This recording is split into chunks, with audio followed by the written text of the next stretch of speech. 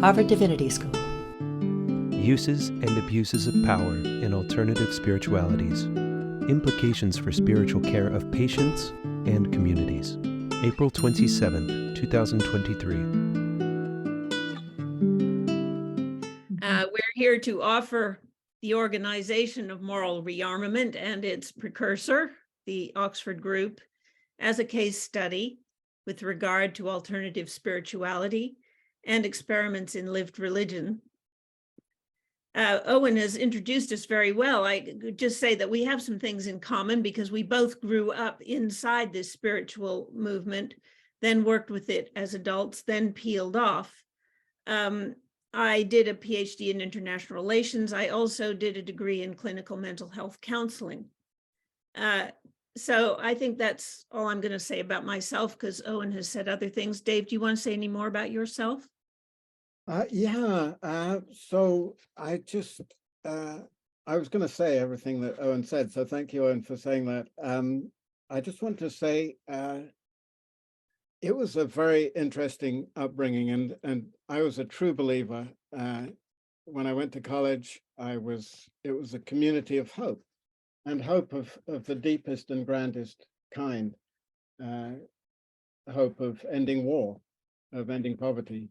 And during the course of my undergraduate years and working with MRA in Africa afterwards, I discovered how much it was also a web of control, and I had to get out. And but when I was getting out, I realized I really didn't understand what I'd been in. So that's why I wrote this doctoral thesis.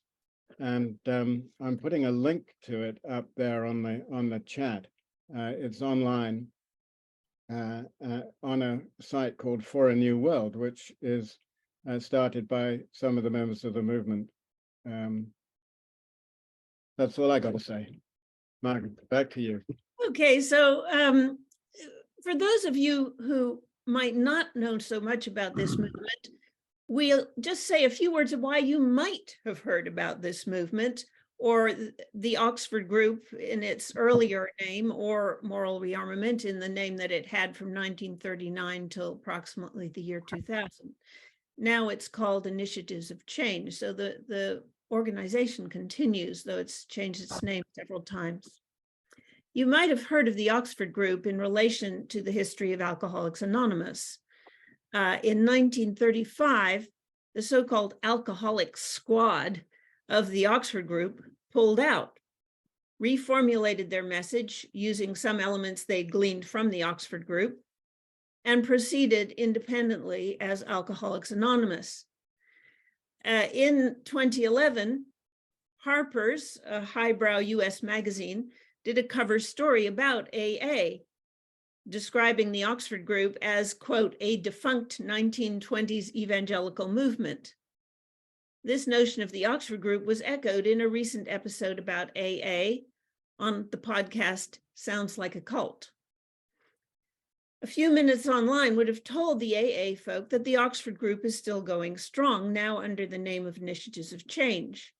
But it is a measure of the organization's obscurity in popular culture that even AA people don't know that. If you've heard the name Moral Rearmament, or MRA, in the US lately, it might be because the movie star Glenn Close has talked publicly a number of times about how it scarred her childhood to be raised in MRA. Glenn and her sister Jessie wrote a moving memoir about Jessie's recovery from addiction, in which they blamed MRA and praised AA. The Close sisters didn't appear to know that the two groups have some connection and that the organization deserved thanks for some of the blessings of AA, in spite of being also responsible for the miseries the Close sisters experienced in MRA. In fact, when the two of us, Dave and I, and the Closes were being raised in MRA in the 1950s and 60s, none of us knew the AA connection. People in MRA ignored AA. Nowadays, the Initiatives of Change website is proud to claim the connection, but with no explanation of what the 1930s split was about. If you ever heard of a musical show called Up with People, that provided halftime entertainment at the Super Bowl in the 70s and 80s. That was also an upshoot of MRA. Within the world of conflict resolution, we're glad to say the organization is known for what it would like to be known for, doing informal diplomacy that brought some significant enemies to the table in industrial, political, and international disputes. A few scholars have written about aspects of this history, notably Anders Jallert, Ernest Kurtz, Philip Bubayer, Daniel Sack, and Garth Lean. But there is still much material that could be mined for articles and for a definitive volume that captures the entire story. So I'll hand it over to Dave now to pick up the story from here.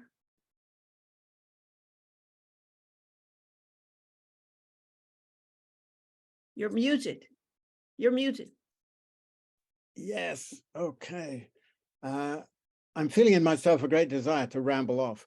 And so I've actually written my comments here. I think you might have been reading yours as well, Margaret. I think I'm going to attempt to be disciplined. So this movement was founded by a Lutheran minister from Pennsylvania, Frank Bookman, born in 1878.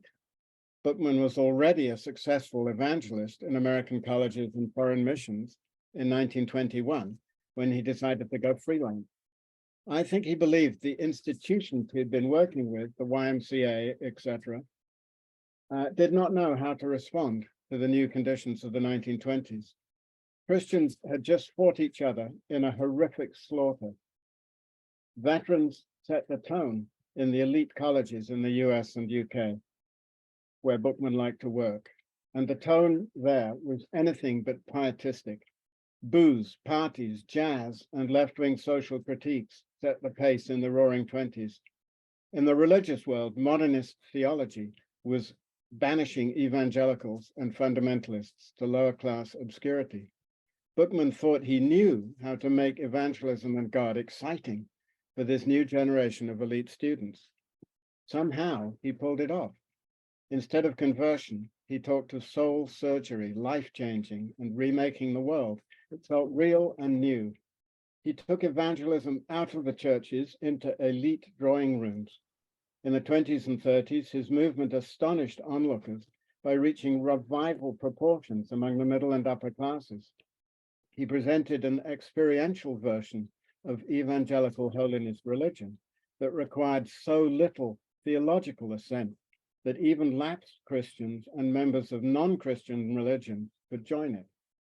But in particular, he galvanized many Christians to live their faith in a more real way that significantly changed their lives.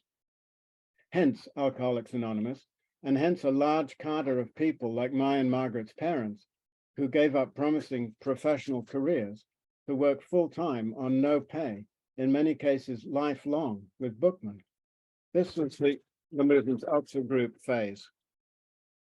It's confusing to people that it seems to have two phases, the Oxford group and Re-Armament, and there were some differences, but the same cadre of people were running the movement in both phases. And even today in England, the movement officially is called the Oxford group. As the world devolved towards war in the 1930s, Bookman began criticizing those of his followers who imagined that the Oxford group was only about personal change. But an associate of Bookman's wrote that when Bill Wilson took the alcohol squad out of the Oxford group in 1937, quote, Bill was quoted as wanting to deal only with the alcohol problem. Frank, who himself had an impressive record of helping alcoholics, said, but we have drunken nations on our hands too. I just want to say that again, but we have drunken nations on our hands too. How many spiritual leaders have said that kind of thing? I think it's interesting. Bookman believed that strategically pursued life-changing could avert war. He launched major revivals around Germany and naively attempted to change, quote unquote, the Nazi leadership. Once the war started, he put his movement to work building war morale, and after the work, he strategized to change leading players in global conflicts to avoid future wars. At age 23, I thought all this had sprung from Bookman's mind alone. So I was astonished to learn that this was actually entirely in line with the milieu in which Bookman had learned his trade, the expansionist colonial optimism of pre-1914 American student evangelism. If you want, we can go into that milieu in the Q&A. The movement's contribution after the Second World War, along with that of others, to the Franco-German reconciliation that enabled the creation of the European Union has been well documented. The organization also addressed the post-World War II relationships between Japanese and Koreans, Japanese and Filipinos. Tunisia's first ambassador to France said that without MRA's work, quote, we would be involved today in Tunisia in a war to the death against France, end quote.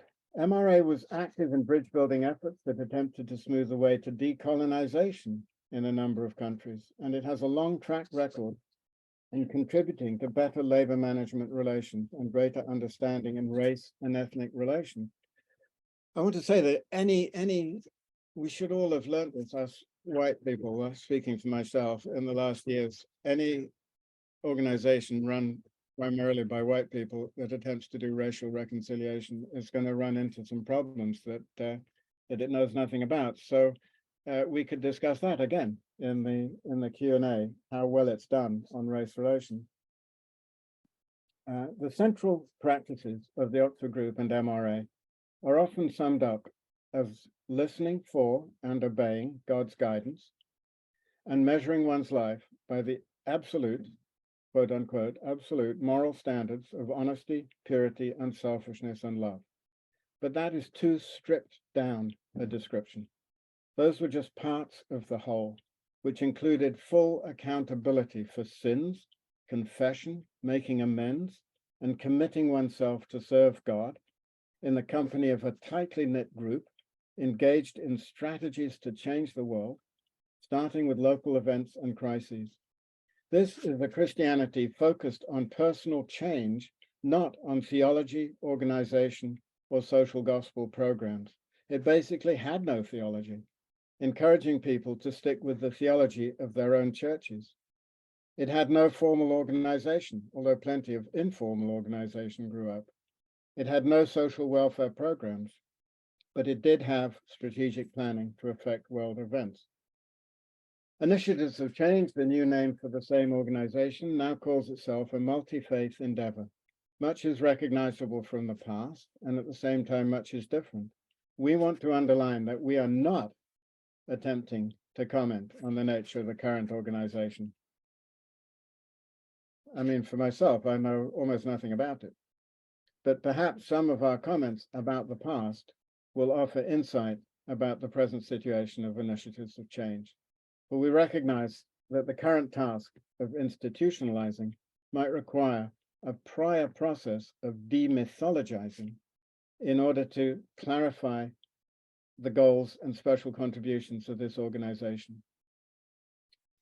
So that's my attempt to well, our attempt, we wrote that together essentially to talk about what this movement is and has been as quickly as we can. I want to tell you a story. And this is because the main proselytizing, if that's the right word, or PR mode of this movement has always been storytelling. And I want to tell you, I'd better stick to my script. MRA's own primary teaching mode was storytelling. That makes sense because it was not selling theory of any kind, political or theological. It was selling experiences of personal change, and especially ones that went on to affect affairs of state. Anybody who's studied religion, etc., knows that the theory is there, but it's hidden. And so we can talk about all the hidden theories later, but I'm going to start with telling a story. And this is a story, this is like the central MRA story of my youth. And it's about a socialist, which is interesting in a movement that was often described by socialists as right-wing. Here comes the story. It is the summer of 1947. The sun is shining on an Alpine hotel in Switzerland. A French woman, Irene Law, has come with two of her children. She served in the resistance in Marseille. Her children suffered severe malnutrition, and her oldest son, also in the resistance, was captured and tortured by the Germans. The hotel has gorgeous views. I'm just realizing that in our group here, we have Joanna Nolan, who translated the book about Irene Law that I am drawing a lot of this from. So Joanna may disagree with the way that I'm summarizing, but here we go. We're in this hotel in the Alps in 1947. The hotel has gorgeous views across Lake Geneva to far-off mountains. A conference is being held about rebuilding Europe. Suddenly, a large party of Germans arrive. Barely 2 years after the war, they are among the first to be allowed to leave Allied-occupied Germany. Irene packs her bags to leave. She hates the Germans so intensely she cannot be in the same building as them. On her way out, a man, it is of course Frank Bookman, because this is an MRA story, asks why she is leaving, and she tells him. He replies, Madame Law, as a socialist, how do you expect to rebuild Europe without the Germans? Irene is a woman with a deep sense of social responsibility. She cannot shrug his question off. She returns to her room and stays there for 3 days and nights without food or sleep, wrestling with the man's challenge and her own self. Eventually, she comes out to eat. A woman asks her if she would like to meet a German. She curtly says yes. With a meal uneaten in front of them, she tells the German woman, through a translator, every reason she hates the Germans. Then she says, quote, the reason I'm telling you all this, madame, is that I want to be free of this hate. The German woman, Clarita von Trott, tells her that her husband was executed for the June 1944 assassination attempt on Hitler. Clarita says, quote, I realize that we did not resist enough, that we did not resist in time. Because of this, you have suffered terribly. Please forgive us. Irene, a Marxist, surprises herself by asking if they can pray together. Irene prays, God, will you help me to be free of this hatred so we can build the future? Then the German woman surprises Irene and the interpreter by praying in French. Irene reaches to touch Clarita. She said later, at that moment, the bridge across the Rhine was built. Shortly afterwards, Irene Law apologized at a large conference session for her hatred of the Germans. Peter Peterson, a veteran of the Hitler Youth and the Wehrmacht, was present, full of self-pity and bravado. Now it was his turn for sleepless nights. He had been going to argue with her. Instead, he was so moved by her apology, he asked himself what he and his people had done wrong. Then he told her what his conscience told him. They bonded.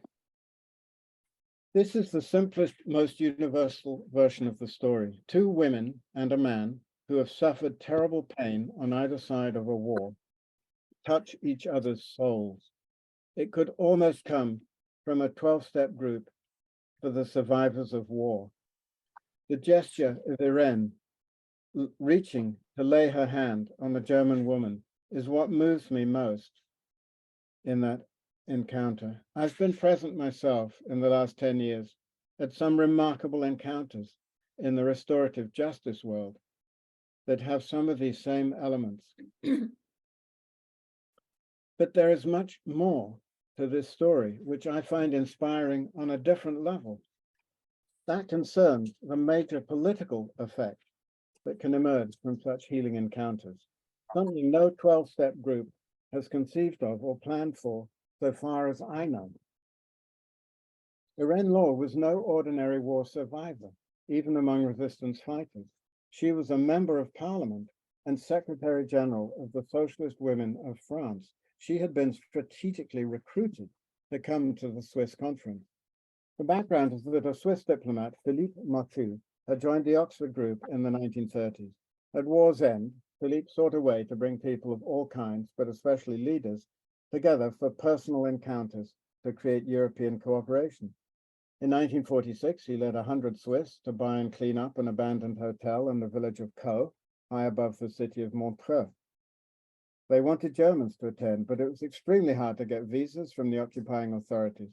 But because the Oxford Group had appealed to the well-heeled and influential, it had high-level contacts in Washington and London, who managed to authorize the visas. Nearly 4,000 Germans visited Caux in the immediate post-war years. MRA activists simultaneously set off across Allied Europe to invite the influential. That is how two men, one of whom had also fought in the resistance, turned up in Irene Law's office in Paris to invite her. The MRA workers at Caux set about enabling the diverse people who came to open their hearts to each other. That same summer of 1947, the World Trade Union Congress in Bern disinvited the Germans because the French refused to come if Germans were there, even though none of the German delegates had been Nazis. In contrast, when the first group of 150 Germans arrived at Caux, they were met by a French choir singing to them in German, straight to the heart. At the meetings, they were met with stories of personal change, not diatribes or political speeches. After the conference, Irene Law, Peterson, and others who had had similar experiences of forgiveness, including two French Jews, who between them had lost 35 relatives to the German concentration camps, toured Germany for 3 months. They spoke at many venues, including 10 of the 11 regional parliaments, to spread their message of personal transformation, reconciliation, and hope. Numerous German politicians and trade unions, including Konrad Adenauer, who was soon to become Germany's head of state, came to Caux in those years, where they met with French and other counterparts. Robert Schuman, the French foreign minister dedicated to European Union, came. In her 2016 book on the founding of the European Community after World War II, political theorist Catherine Guizon wrote that while the politicians crafted legislation to tie the economies of France and Germany together, quote, grassroots movements rather than elite leadership provided the necessary emotional underpinning to the European reconciliation, end of quote. These initiatives, quote, established public spaces of interaction where citizens could account, forgive, promise, and mediate, end quote. And the initiative Guizon gives most credit to, or at least most space to, is MRA. Adenauer declared in 1958 that Law and her husband Victor were, quote, the couple which did the most over the last 15 years to build unity between the two countries, which had been enemies for centuries. France and Germany both decorated Frank Buchmann for his movement services, and Buchmann was short-lived more than once for the Nobel Peace Prize.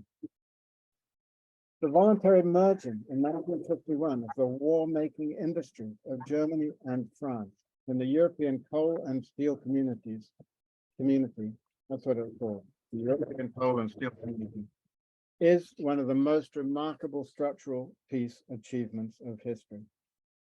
I don't know of anything else like it. There's been plenty of, Pax Romana, Pax Americana, Pax Britannia, where peace is imposed on warring countries. But these are warring countries who had brought the world into 2 major world wars, who did it voluntarily. It grew, the European coal and steel community grew into today's European community. It is possible that without Irene Law and Frank Buchmann, Philippe Martu and their movement, it would not have got started in the toxic stew of the post-war hatreds. This is a model for how systemic change can be assisted by trauma healing. The politicians have to be architects of the potential structures, as Jean Monnet and Robert Schuman were for European integration, but the emotional work has to be done by experts in the emotions. There is a sad coda to this story, which is never told in the movement's literature, so far as I know. It came about some years later when Bookman and his chosen successor, Peter Howard, put Philippe Motu under severe, the founder of CO, if you remember, under severe pressure to lobby the Swiss cabinet for a new MRA initiative. Motu refused. The cabinet members were personal friends of his. He knew they would not appreciate this intervention. Motu was my godfather, a man I loved. One of my favorite, I have a photo of myself at my christening by Frank Bookman in Co, taken by Philippe Motu. So I had frank conversations with Philippe. He told me how at one point in this struggle in the 50s, he was accused in an MRA meeting of being homosexual. This was not unusual. It was MRA's ultimate weapon to bring someone into line. We can discuss that in the Q&A if you want. In the end, Motu succumbed to the pressure and lobbied his friends in the Swiss cabinet. They rejected his request. It had terrible effects on his mental health. He had a breakdown. His wife, Helene, told me that she lost her faith for a while. It took them many years to recover. Philippe told me that all this was how he discovered that after his struggles with communism and Nazism, MRA was, quote, the third totalitarian movement of his life. And this from a highly educated white man whose wife inherited a considerable fortune and who was fluent in English, which was the movement's dominant language. For women, for people of color, for the uneducated and lower class, for non-English speakers, there was much less chance of influence in the movement's inner workings and informal hierarchy. I myself was highly privileged in MRA. Margaret was less so. You can tell that just by looking at her, male, female. And I'm at this point going to hand over to Margaret. I have one last thing to say. I just want to say both these things I believe are true. First, MRA did hugely empower Irene Law and others to contribute to significant reconciliations.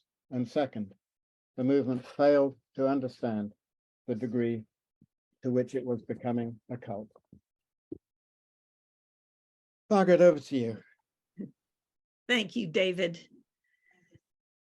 These days, our thoughts about the world we grew up in ebb and flow as we explore ways to understand and critique it.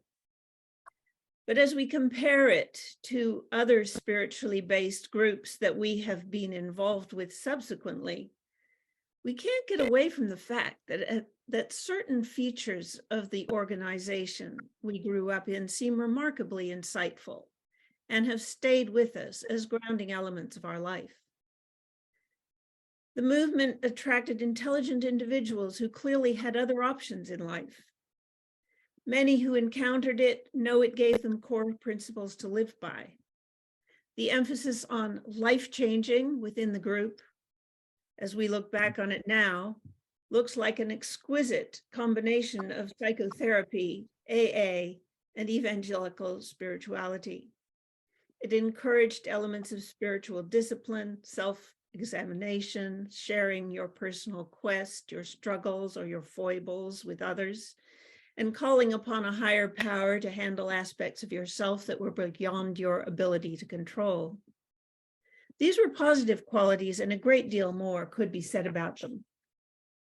Of course, every group has its difficult or insensitive personalities. But in a more profound sense, the underside of the aforementioned good qualities arose from the fact that this spiritual movement had relied on a charismatic leader who resisted leadership structures and institutionalization, and also resisted internal debate and disagreement.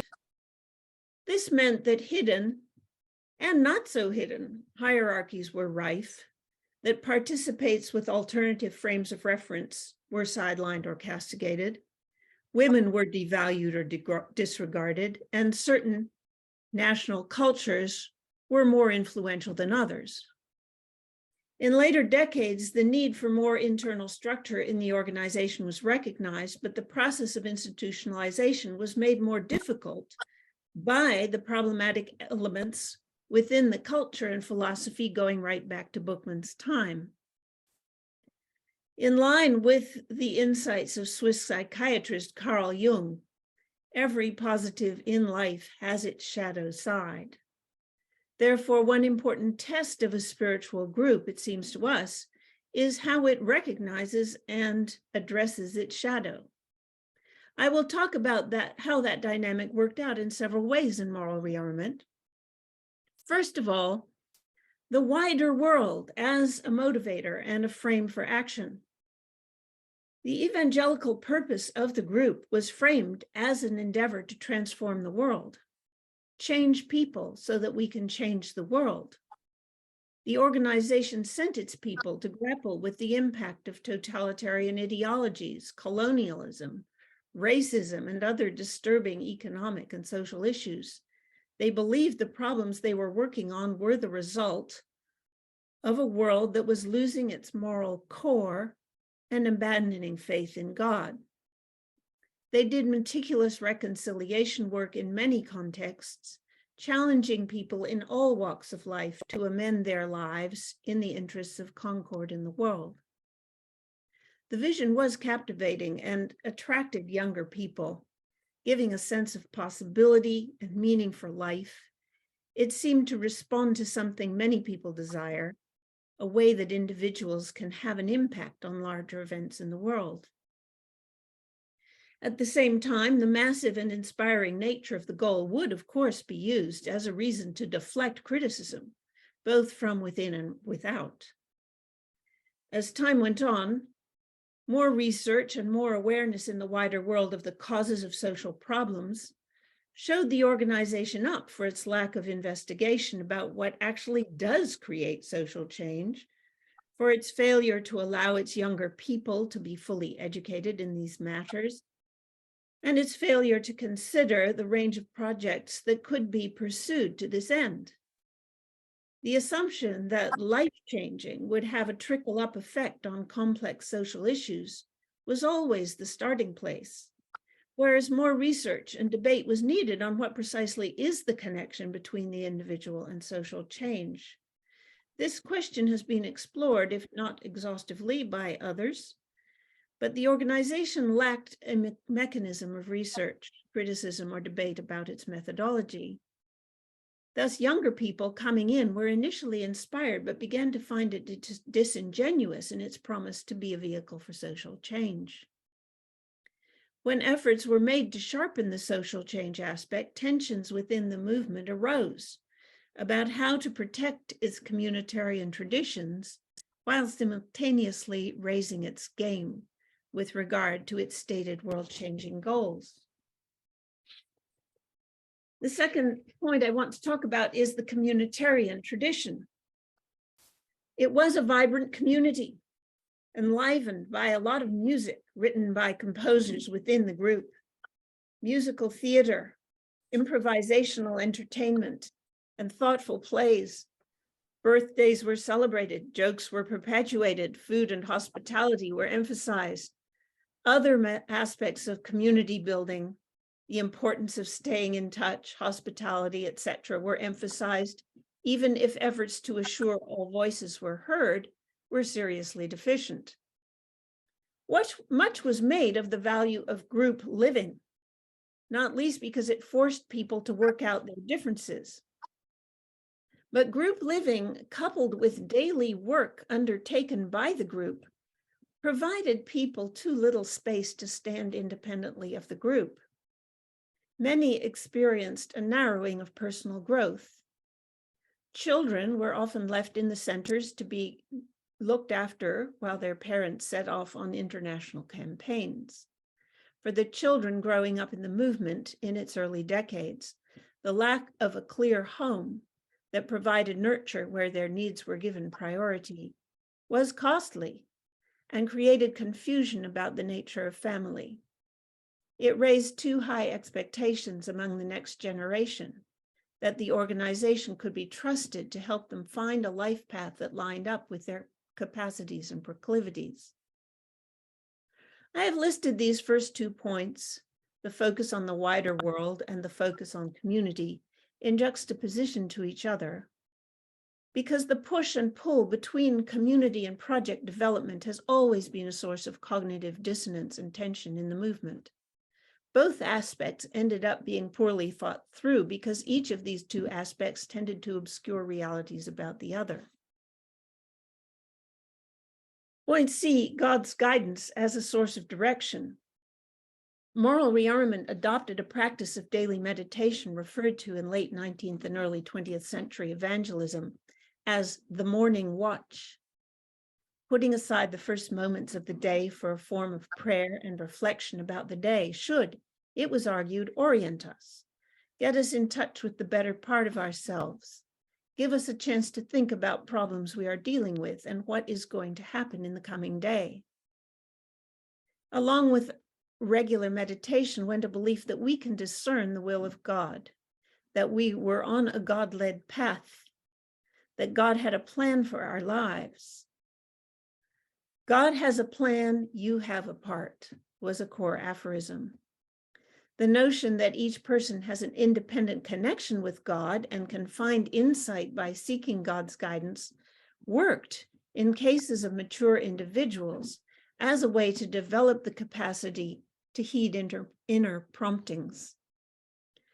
Among the younger people, it was more problematic, and there was little recognition of how this dynamic works differently for traumatized people. Those who grew up in the movement and others who came into it quite young were more liable to be responsive to their own interpretations of what was expected and tended to copy others within the movement whom they admired. Over time, strong personalities emerged as dominant regardless of their level of spiritual insight. The notion of God's direction could too easily deteriorate, either to a multiplicity of interpretations or of the goals, or on the other hand, to promoting a culture of groupthink. Another problem was that in the absence of governing structures or personnel policies, a person in leadership could use this practice as a way to manipulate people. God has told me you should do X. My point 4 is about the absolutist morality. The group proposed that moral absolutes must be at the heart of a vibrant spiritual life. They espoused 4 moral standards, said by a Christian writer of the early 20th century to be the essence of Jesus' Sermon on the Mount: absolute honesty, absolute purity, absolute unselfishness, and absolute love. The word absolute was an essential part of this message. In the context of a lack of leadership structure, these guidelines for personal life bled over to being a means of social control. They became the basis for a culture of rigidity where the word absolute exacerbated the problem. Those who took it upon themselves to be leaders could and did shame others as a way to exert their will. The rigid pursuit of absolute purity engendered fear and unease about sexuality and caused parents to be standoffish and avoidant of intimacy with their children. The call for absolute unselfishness, valuable for the constraint of inflated egos, in others reinforced low self-esteem and made it easy for the more thoughtful and introspective in the group to remain silent. My final point is about trauma in relation to the children of the movement. It's repeatedly stated in the trauma literature that the nature of difficult events is not, per se, the reason for trauma. Trauma arises because of a sense of helplessness. It does not require violence, though of course violence can be an important contributor. But even in apparently benign situations, the helplessness is connected to failure to acknowledge difficult emotions and find a way to process them. Developmental trauma arises because a child is sensing this helplessness, and her parents fail to help her learn to process and integrate her own signals and emotions. Thus, in the case of childhood trauma, it is the adult's malattunement that is at fault. Without adequate emotional support at the outset, a child finds alternative patterns to handle emotions, and later these patterns are shown up to be damaging in themselves. For too many people in moral rearmament, the excitement and comfort of the group supplied an alternative emotional universe that got in the way of emotional honesty. Trauma was endemic in the 1920s and 30s, given that so many had been shattered by the First World War, the Depression, colonialism, and racism. A number of us who grew up in the movement had fathers who had lost fathers in the First World War, then turned to Bookman and his movement as a substitute father figure. This trauma replicated itself for the children of the movement who were born after 1945. They were thrown into a massive group dynamic where parents were often absent, where they lived in other people's homes, where the group functioned like a third parent, a refuge, a home that in other ways was missing. This could be a reason so many children of the full-timers remained within the organization, but also no surprise that a number felt they had to get out. A number of those children as adults reported feeling injury to their inner lives as a result of an experience with a movement that was supposed to have had great insight about the inner life.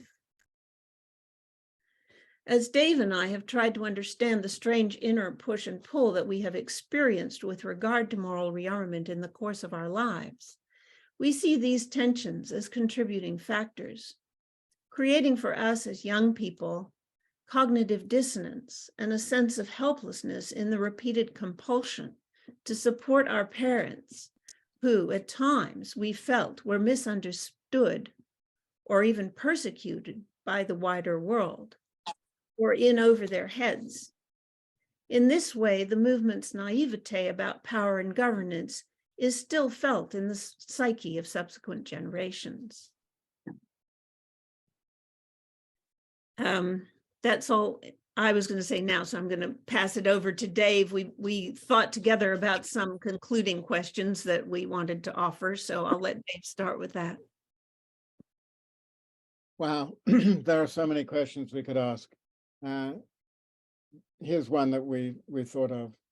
One theme that all this brings up is the transition from charismatic leadership to institutionalization that must happen for a spiritual movement to have staying power. Max Weber, one of the founders of sociology as a field of study, highlighted this necessity. But what does this require? And what movements have handled it successfully? I'm just leaving that open. Here's another question. Is conformity or groupthink, which is one of the things that drove me out of MRA when I was 23, is groupthink and conformity of behavior and so on an inevitable result of the successful creation of community, and I would say of a close-knit band of people who are trying to do strategic work? There's something, that word strategy, there's something a little, you have to have a very dynamic group to do the kind of thing that Philippe Motu and Bookman and so on were doing. So is conformity an inevitable result? If that is not so, how does this possibility get offset? How do you avoid conformity? Over to you, Margaret, for our next two questions. Well, another question is how does a spiritual group that also has a mission in the world, and of course that quality of being both a community and having a mission in the world was part of what was so attractive, but how do you manage the tensions between community on the one hand and professional organization on the other? Sometimes you find people playing two different roles, but they aren't very explicit about the difference between those two roles. So that can create a complex problem. And then I guess our fourth point is more general and close to the theme of this conference. As we've talked about all these issues, we've recognized that spiritual communities inevitably have a powerful shadow. That's a phenomenon of life. And that most often this shadow is going to be expressed in abuses of power in one way or another. So it's quite clear that this concern must be more consciously recognized so that mechanisms can be created to address this issue. So I guess that's a point that goes to the sort of larger umbrella questions of the conference. But thank you for all of you for joining us and allowing us to say these things. And we hope that there will be some conversation about them. And so we hand this over to you and maybe also to our chair, who is going to handle the Q&A. Sponsored by the Program for the Evolution of Spirituality. Copyright 2023, President and Fellows of Harvard College.